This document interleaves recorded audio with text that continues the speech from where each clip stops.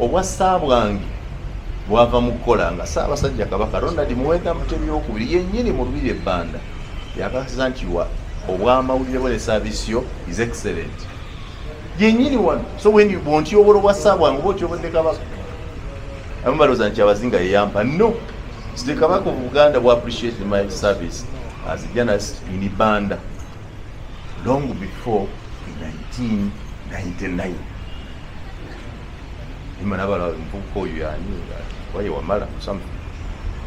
Zeno mbadde ntera okukulaba naye nga simanyi nti yeggwe kyalimpa. Nga mpulira kyalimpa Radio Simba naye nga physically sikulabangako. Naye nga nkulaba naye nga sitegeera nti yeggwe. Mama Buchana mawulire bannange mwenna bannayimba musiza nnyo. Haji waffe owa Haji kati oyo ye Vice President wa SMP Eastern Region. Naye seba akantu yakayingira mu ngeri ya kimpowooze. Nze kyensinga okwebaza be bantu baffe okwekolamu omulimu era neewunyiza nnyo aba UBC basindisa omuntu. Mwebale nnyo aba UBC mu batwebalize kubanga bwe tubeera nga tuli eyo nga tukola ogenda n'osanga owa TV mainstream muveewo tukole.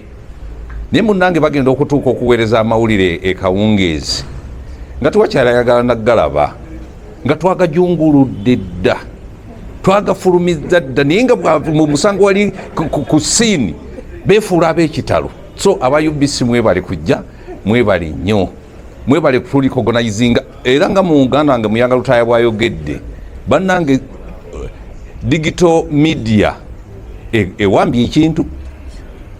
Nze eka nina TV, nina DSTV, naye nkulayirira biggwako bangamba bugambye nti byaweddeko naye nga sibirabye nako. Tetulina budde ne budde waka TV ebeerako naye ng'oli ku ssimu. Gundi aweereza kaki. Buchana ayogedde kaliwa. Muhooza atwetinze eki bye tubeerako. Kaakati mutegeere nti no tuli b'amaanyi nnyo. Ne President Museveni bw'abeera mu mmotoka ye naye abeera ku kantu. Abeera scrolling ampola bwaseka okamumalako stress. Akantu kafuusa akantu. Kale nno tetuyinza buteebaza Katonda olw'okuba nti twatandika mpola kaakati tufuusa abantu ab'ensonga. Osanga zi mainstream nga ziremeddwa n'okulondayo omuntu asinze okuweereza obulungi mu byobufuzi nga ffe kye tukola wano mu digital media. Ffe tuli bansi yonna ow'omu America, ow'omu South Korea, ow'aluddawa akugamba nti kweze leero kye munkoze kiyitirivu weereza akanamba awo nteekeko akantu mbadde ngenda kufa stress mu nnyumba naye stress muginzigyeko nejjeno bigirwa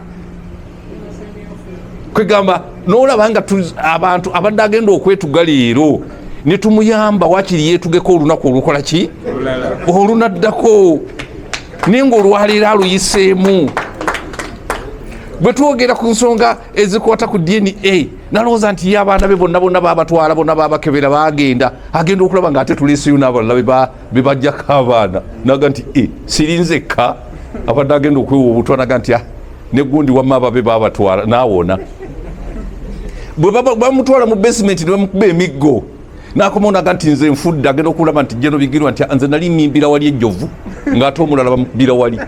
Kwegamba tewali kyali kibaddewo ekitabangawo naye abantu babadde babulwa information okubatuukako ne bategeera nti ebyo ebibatuuseeko mu bulamu bwabwe obwa bulijjo byakutuuka dda ku bantu abalala. Ekyo kye tuyambyeko okuba nti nno tucommunicatinga n'omuntu asookerwako ayina smartphone. Era mbeebaza bannange mwebale nnyo mwebalire ddala. Omulimu guno tuguyingizeemu n'abaana abato abakava ku zi university mainstream tebakyayina ssente.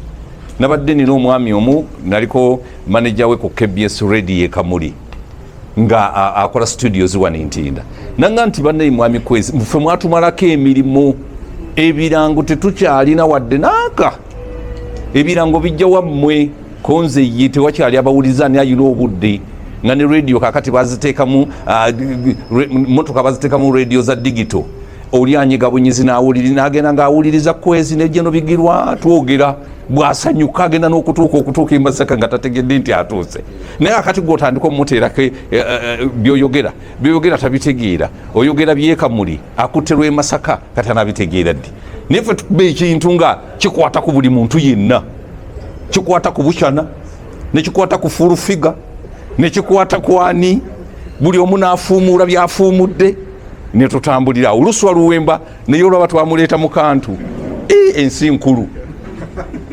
owulidde. Naye kakati yayingira akalo omusajja munnamawulire yesimbawo n'agwa enkoko zonna abalonzi ne bazira ne bazimalawo, ne mugamba nti tolina kyakkola, kapita ojja kumujja mu kaki, ojja kumujja mu kantu, kati ali mu kantu akola, kapita azzeewo n'enkoko atandise okulunda.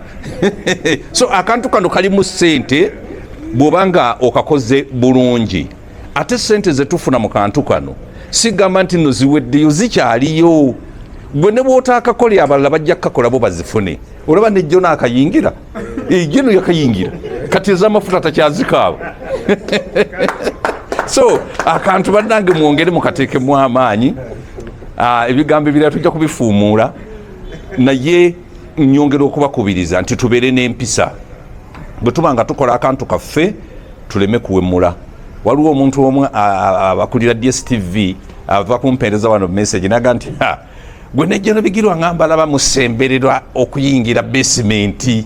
Konza ate lwaki? Mbwe omusajja mumusembeza ndaba nga abasemberedde ne mga tetunnaba kusemberera.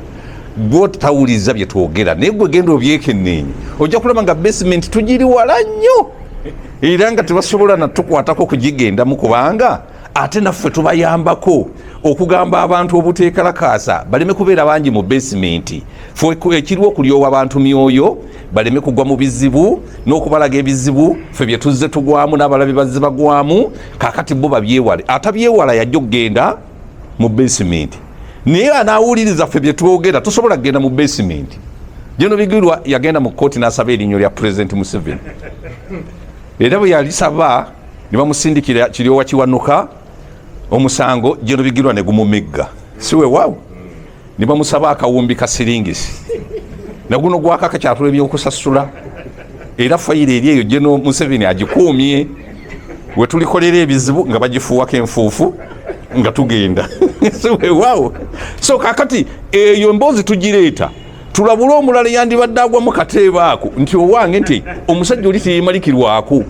Jeno Bigirwa ayinza okuba ye nga fayiro ye bagibikkako, eyo ne batagibikkako.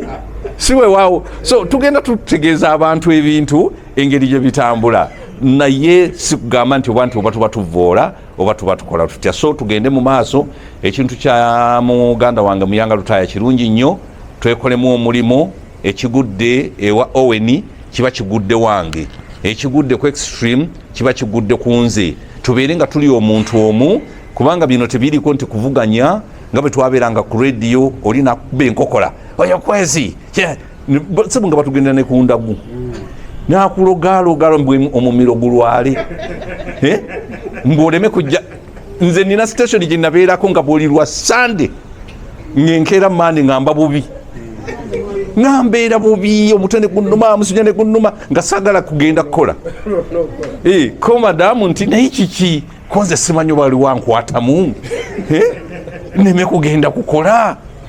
So naye wano ku kantu tewali maanyi go ge gakola ki, ge gakusalako. So twegatte tubeere eddoboozi limu. Era nga Muyanga Lutaaya bwayogedde abagende ekisozi baali ba TikTok mu abawula bwe bakaaba, eyo enkaaba si ya kiprofessional.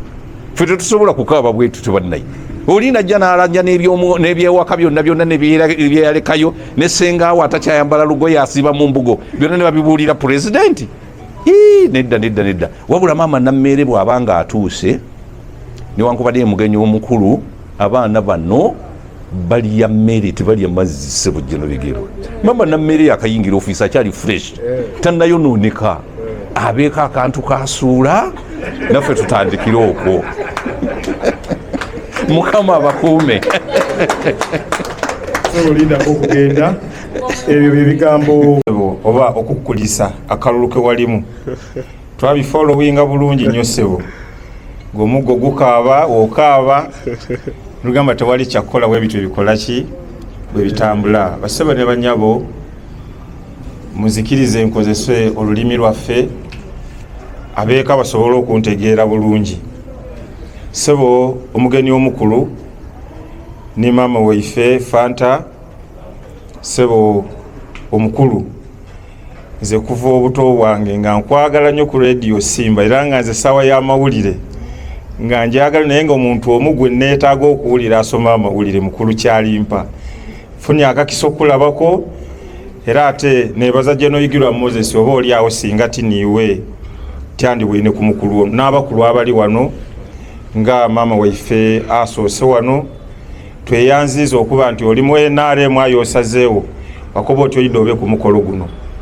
So Simon nkwebaza weena akantu kafuusa akantu n'amazima mukulu kwezi nkwebaza omulimu gwokoze basebo aba media ne banyabo mwena mwebale okuba nti ensonga eno mugiwaniike waigulu.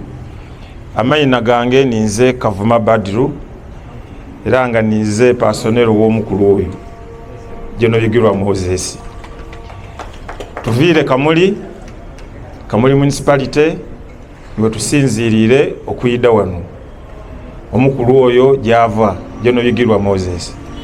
Sebo omukulu luswa okobi oli perereza Geno aire eno aibe titujja kugana kuba twenera ni Geno yenka gwe tulina mutuleke bana Busoga yona wazira yetebwa Geno kabe mu maje ga Geno Yoweri Museveni ezira yo Geno ava Busoga.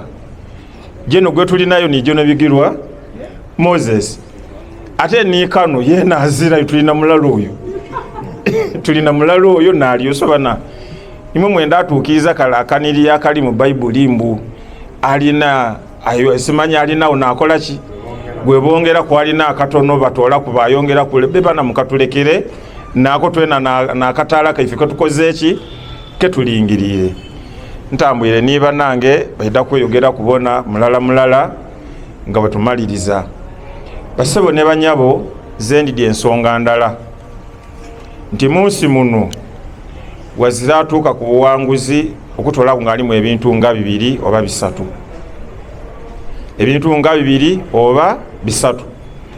Ekintu ekisooka empisa kintu kikulu ino sebo Geno webale kuba na mpisa waziza engabo kigemye kubanga buli omu alowooza nti oli Busoga ng'endogera y'okubamba Abasoga tugera kwana n'etaano gw'ekibo kitolawo enda okwebaza okugemerera ekitiibwa ekiri Busoga n'ifwe okutuwanika ebbango ng'amaliriza nva ku muzindaalo guno era eyakoba nti empologoma 1990 wedikulemberwa embwa endala edandona dibambwa aye embwa dona dibesana omwenda dakulemerwa empologoma endala dona dibampologoma ife twali mbwa atubalembebwa empologoma aye twanatabafuuka empologoma je nina okukwebaza nti wozire eyo ebusoga eyo nadala ekamuli ife otulwayo